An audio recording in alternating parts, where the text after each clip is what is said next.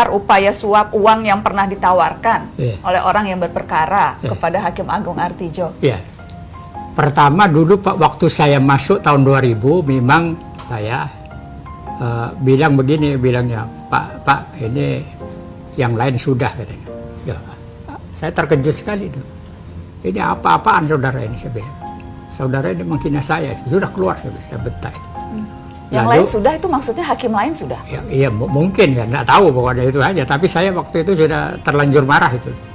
Yang kedua adalah karena saya tidak bisa dihubungi, lalu saya ada cek yang di fotokopi, lalu ditanyakan, Pak Artidjo, nomor rekening Pak Artidjo berapa? Ini cek ini untuk Pak Artidjo. Wah, ini tambah marah lagi saya. Berapa Pak nominalnya waktu itu? Saya nggak baca, kalau baca mungkin tergiur nanti kata-kata. Saya bilang, Anda dengan surat Anda saya merasa terhina, saya bilang. Anda jangan mengulangi lagi, jangan mengulangi lagi. Kalau mengulangi lagi urusannya menjadi lain, saya bilang. Yang terakhir tidak kepada saya.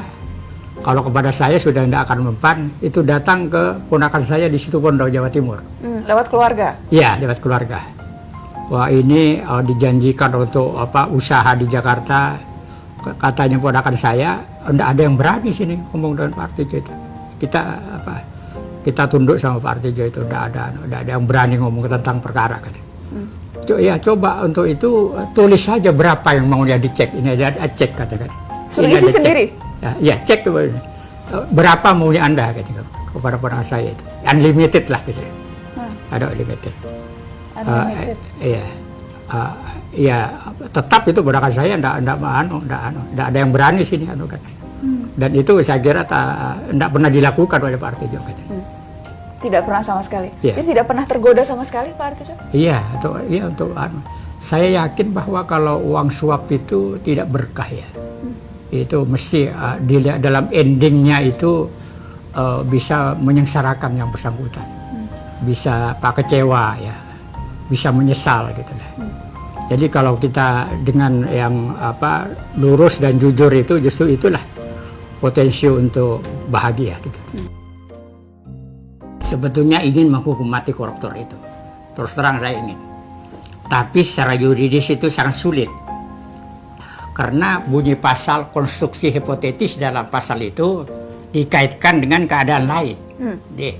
Misalnya dapat dihukuman mati kalau dilakukan dalam keadaan bencana alam. Ya. Kalau itu mengulangi lagi, bisa disebut.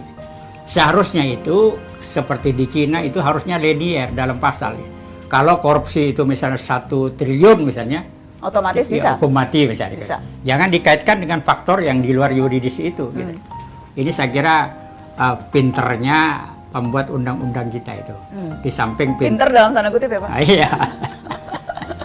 Di samping pasal 2 dan pasal 3 tadi itu, sebenarnya menyalahgunakan kewenangan harus diperberat. Iya, tapi ini malah hukum ancaman pidananya lebih ringan. Aneh juga itu. Jadi sebetulnya ada beberapa kali kasus yang menurut Pak Artidjo ini pantasnya hukuman mati. Betul ya. Boleh saya tanya kasus apa Pak? Saya kira, saya tidak bisa menjawab pertanyaan. Gak apa-apa, saya tetap bertanya karena pasti netizen ngamuk kalau saya nggak nanya itu. Pak Artidjo tidak mau menjawab, tidak apa-apa.